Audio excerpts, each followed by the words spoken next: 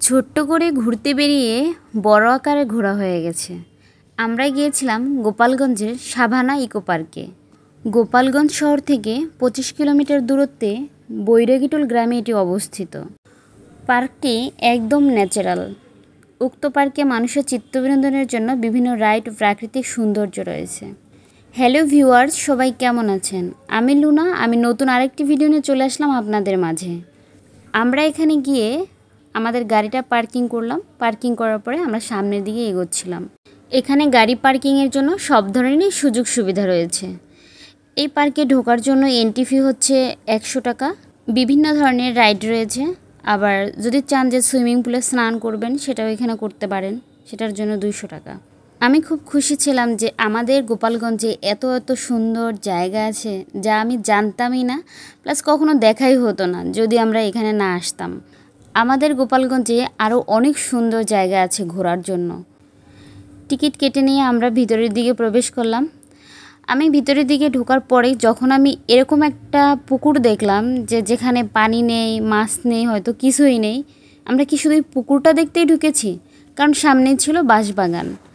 আমি প্রচুর টেনশনে পড়ে গেছি যে আমি কি এটাই দেখতে ঢুকেছি। তারপরে দেখলাম না, এর ভিতরে আরও সৌন্দর্য আছে। যতই গভীরে যাবেন ততই সৌন্দর্য দেখার জন্য আমরা ভিতরের দিকে হাঁটতেছিলাম আর ভাবতেছিলাম যে এখানে আরও কী আছে। যাই হোক, আমার কল্পনার বাহিরেও এখানে অনেক কিছু ছিল যেগুলো আমি কখনো ভাবিইনি। এরপর আমি এই পাশ দিয়ে হাঁটতেছি, কিন্তু এখানে লেখা ছিল ফুল ছিঁড়বেন না, কিন্তু আমি কোনো ফুল গাছই খুঁজে পাচ্ছিলাম না। তো আমি আমার দিদিকে বলতেছিলাম, দিদি দেখো লিখে রাখছে ফুল ছিঁড়বেন না, কিন্তু ফুল গাছ কোথায়? যাই হোক, ফুল গাছ হয়তো ভিতরে ছিল, তাই প্রথম থেকেই লিখে দিয়েছে। এরপরে দেখা হলো এই ট্রেনে প্লাস দোল খাচ্ছে বাচ্চারা, এই রাইডগুলো। তো আমি মনে মনে ভাবছিলাম যে একটু ট্রেনে চড়বো আর একটু দোল খাবো। যাই হোক, এটা যখন বললাম সবার কাছে, তখন সবাই বলে আসার সময় এগুলো করবে। তারপরে ভিতরে দিয়ে হাঁটার পরে এরকম একটা বিশাল বড় পুকুর দেখলাম। এটা পুকুর বললে ভুল হবে, এটাতে আমাদের আঞ্চলিক ভাষায় দিঘি বলে। আমরা মিডিয়াম টাইপের এটাকে পুকুর বলি, আর যেটা অনেক বড় সেটাকে আমরা দিঘি বলি। কিন্তু এই দিঘিতে বেশি পানি ছিল না, আমার মনে হয় এখানে কোনো মাছ ছাড়াও নাই। কিন্তু দিঘির পাড়টা এত সুন্দর ছিল, চারপাশে সারিবদ্ধভাবে এক সিরিয়াল দিয়ে হয় সুপারি গাছ, না হয় নারকেল গাছে লাগিয়েছে। এরপরে আমরা আরও ভিতরের দিকে হাঁটতে শুরু করলাম।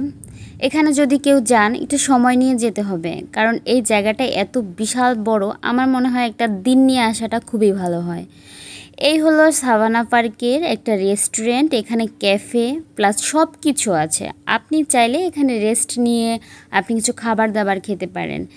এই ইকো পার্কের ভিতরে একটা মাত্রই রেস্টুরেন্ট রয়েছে। এরপর আমরা একটা দেখলাম আর একটা দিঘি।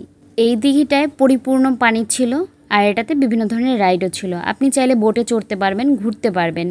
পরন্ত বিকেলে যখন এরকম একটা সিচুয়েশন আপনার সামনে পড়বে, তখন আপনি আর বোটে না চড়ে থাকতে পারবেন না, যেটা আমার হয়েছিল। আমারও খুব ইচ্ছে ছিল, কিন্তু ভাবছিলাম কি যে এত বড় একটা জায়গা আগে ঘুরে ঘুরে দেখি, তারপরে রাইডে চড়ব। এখানের পরিবেশটা খুবই সুন্দর ছিল। চারদিক অনেক খোলামেলা আর অনেক মানুষ ছিল। আমরা দু বোন দাঁড়িয়ে দাঁড়িয়ে গান শুনতেছিলাম, কারণ এই ভিতরে কনসার্ট হচ্ছে, তো টিকিট কেটে ভিতরে ঢুকতে হয়। তো আমরা টিকিট কেটে ভিতরে না ঢুকে বাইরে থেকেই গান শুনলাম, এতেই আমরা খুশি। এরপরে আমরা হাঁটতেছিলাম, আমাদের তো ডাক দিতেছিল, তাই হাঁটতেছিলাম। ওই তো দেখা যাচ্ছে কৃত্রিম পাহাড়। এই কৃত্রিম পাহাড়টা দেখেও না আমার খুব ভালো লেগেছে যে একটা পাহাড় তৈরি করেছে। তো মানুষ কিন্তু কৃত্রিম পাহাড়ের উপরে উঠতেছিল। এপাশে আবার বানিয়ে রেখেছে পাথরের তৈরি পাহাড়। এই জায়গাটা খুবই সুন্দর।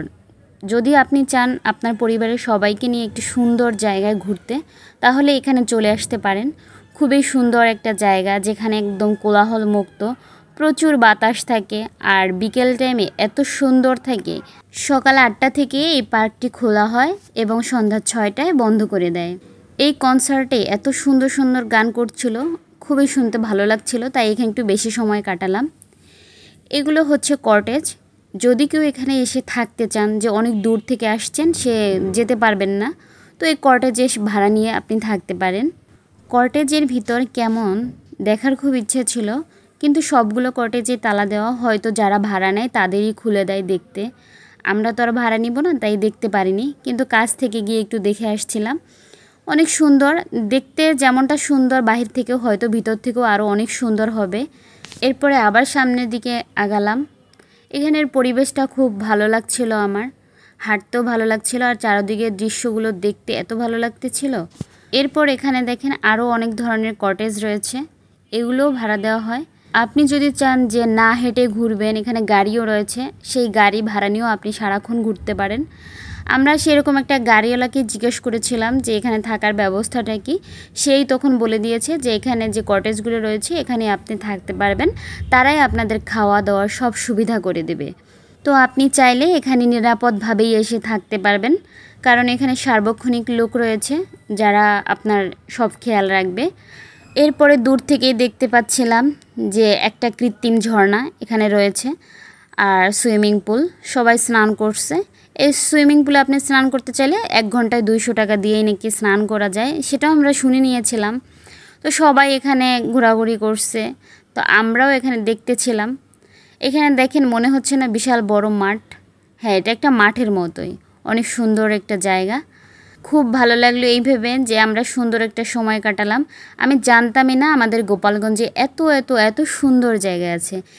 এরপরে সন্ধ্যা হয়ে গেল, তাই আমরা বের হয়ে যাচ্ছিলাম। আমরা সবাই চলে যাচ্ছি। এরকম সন্ধ্যা হলে সবারই চলে যেতে হবে, শুধু যারা থাকবেন তারাই শুধু থেকে যেতে পারবেন। সুন্দর সময় কাটালাম। সুন্দর সময় না টাকা দিয়েও কেনা যায় না, তাই মনকে সুন্দর করুন, তাহলে দেখবেন সব কিছুই সুন্দর, তাহলে সব কিছুই ভালো লাগবে। সব সময় পজিটিভ চিন্তা করবেন। নেগেটিভ চিন্তা তারাই করে যারা হেরে যায়। আপনি সব সময় পজিটিভ চিন্তা করবেন, দেখবেন আপনার সব কিছু না অনেক সুন্দর হবে।